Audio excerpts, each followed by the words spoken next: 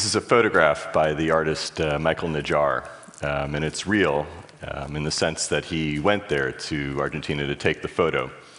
But it's also a fiction. There's a lot of work that went into it after that. And what he's done is he's actually reshaped digitally all of the contours of the mountains to follow the vicissitudes of the Dow Jones Index. So what you see, that precipice, that high precipice with the valley, is the 2008 financial crisis. The photo was made when we were deep in the valley over there. I don't know where we are now.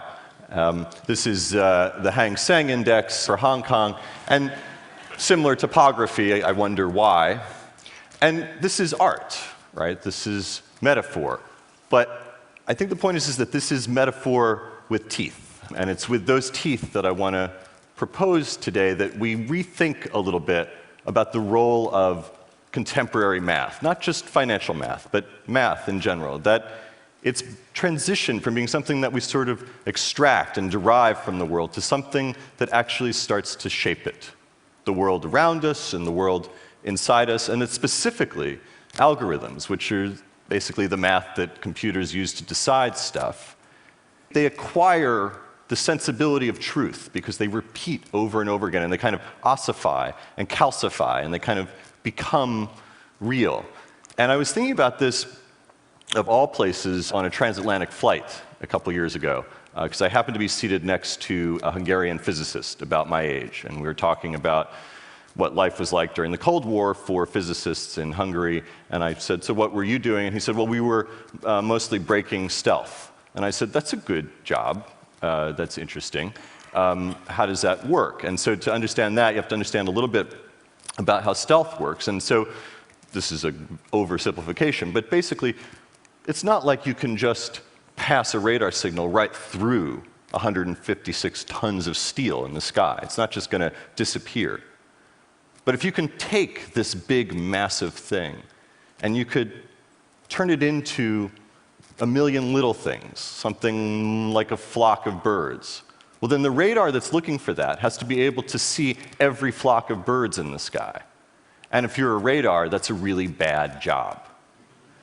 And he said, yeah. He said, but that's if you're a radar. He said, so we didn't use a radar. We built a black box that was looking for electrical signals, electronic communication. And whenever we saw a flock of birds that had electronic communication, we thought, probably has something to do with the Americans. And I said, yeah, that's good, that's good. So you've effectively negated 60 years of aeronautic research. What's your act two? You know, like, what do you do when you grow up? And he said, well, you know, financial services. And I said, oh, because those have been in the news lately.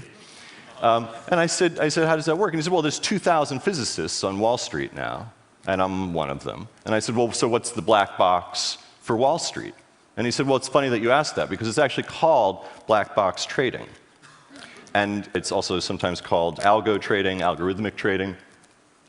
And algorithmic trading evolved in part because institutional traders have the same problems that the United States Air Force had, which is that they're moving these positions, whether it's Procter & Gamble or Accenture or whatever, they're moving like 1 million shares of something through the market.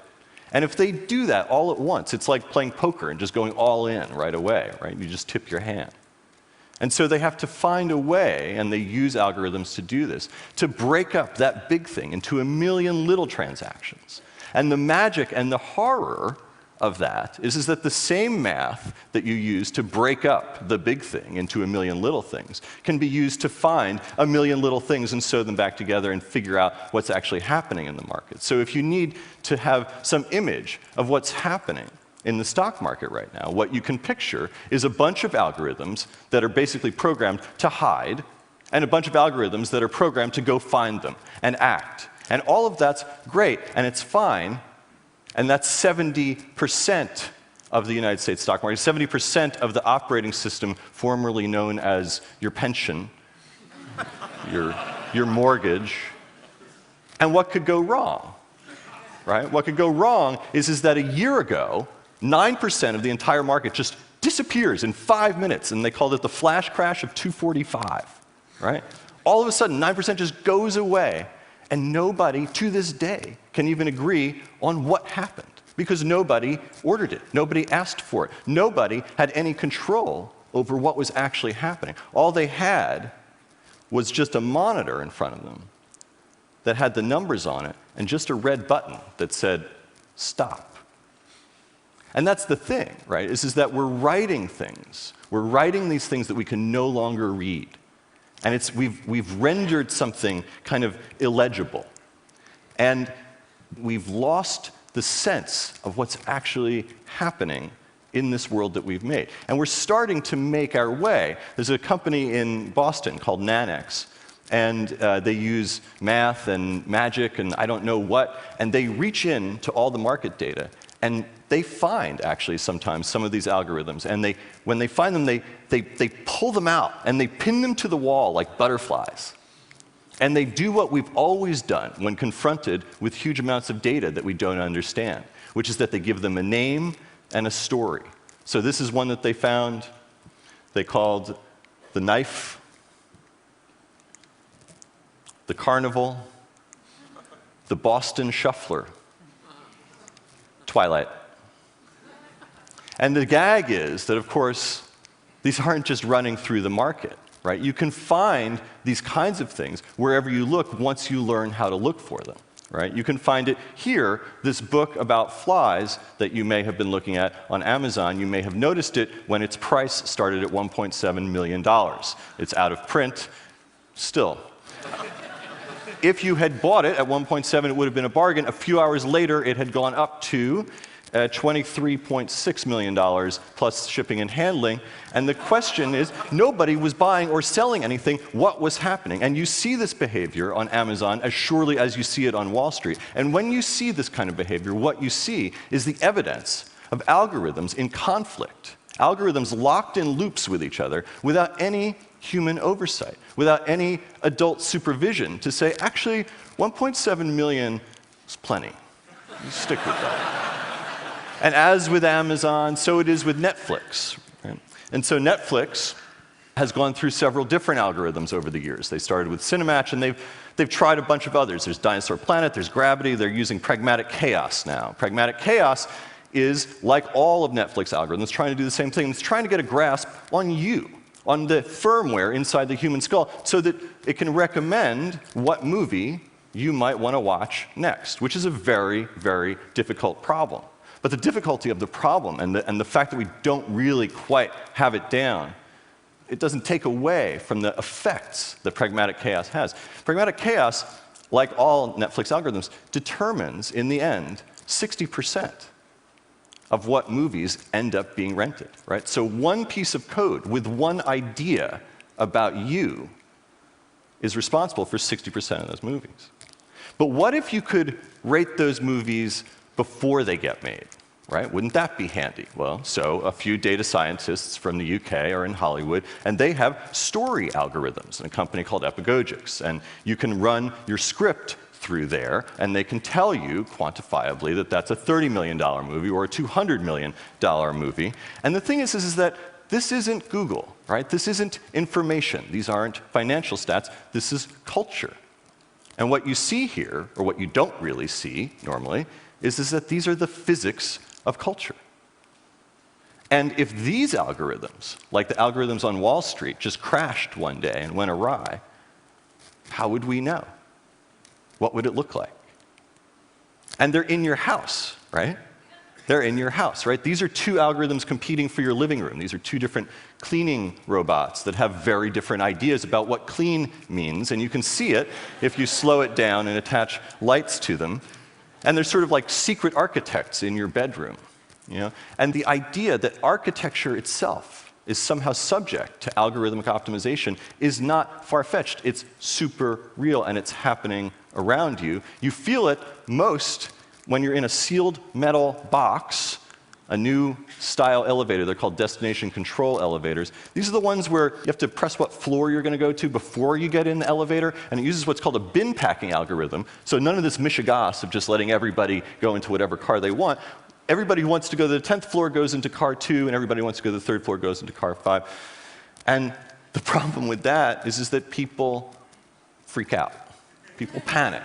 And you see why, right? You see why. It's because the elevator is missing some important instrumentation, like the buttons, right? Like the things that people use. All it has is just the number that moves up or down and that red button that says stop. And this is what we're designing for. We're designing for this kind of machine dialect, right? And how far can you take that? How far can you take it? You can take it really, really far. And so let me take it back to Wall Street, okay? Because the algorithms of Wall Street are dependent on one quality above all else, which is speed. And they operate on milliseconds and microseconds. And just to give you a sense of what microseconds are, it takes you 500,000 microseconds just to click a mouse. But if you're a Wall Street algorithm and you're 5 microseconds behind, you're a loser. So if you were an algorithm, you'd look for an architect like the one that I met in Frankfurt, who was hollowing out a skyscraper, throwing out all the furniture, all the infrastructure for human use, and just running steel on the floors to get ready for the stacks of servers to go in, all so that an algorithm could get close to the internet. And you think of the internet as this kind of distributed system, and of course it is, but it's distributed from places, right? In New York, this is where it's distributed from. It's a Carrier Hotel located on Hudson Street. And this is really where the wires come right up into the city. And the reality is that the further away you are from that, you're a few microseconds behind every time. These guys down on Wall Street, Marco Polo and Cherokee Nation, they're 8 microseconds behind all these guys going in to the empty buildings being hollowed out up around the Carrier Hotel, right? And that's going to keep happening. We're going to keep hollowing them out because you, inch for inch, and pound for pound, and dollar for dollar, none of you could squeeze revenue out of that space like the Boston Shuffler could. But if you zoom out, you would see an 825-mile trench between New York City and Chicago. It's been built over the last few years by a company called Spread Networks. This is a fiber optic cable that was laid between those two cities to just be able to traffic one signal 37 times faster than you can click a mouse, just for these algorithms, just for the carnival and the knife.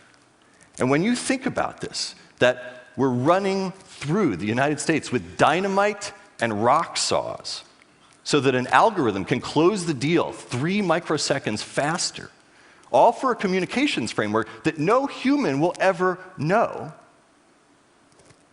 that's a kind of manifest destiny, and we'll always look for a new frontier. And fortunately, we have our work cut out for us. This is just theoretical. This is some mathematicians at MIT, and the truth is, I don't really understand a lot of what they're talking about. It involves light cones and quantum entanglement, and I don't really understand any of that, but I can read this map. And what this map says is that if you're trying to make money on the markets where the red dots are, that's where people are, where the cities are, you're going to have to put the servers where the blue dots are to do that most effectively. And the thing that you might have noticed about those blue dots is that a lot of them are in the middle of the ocean.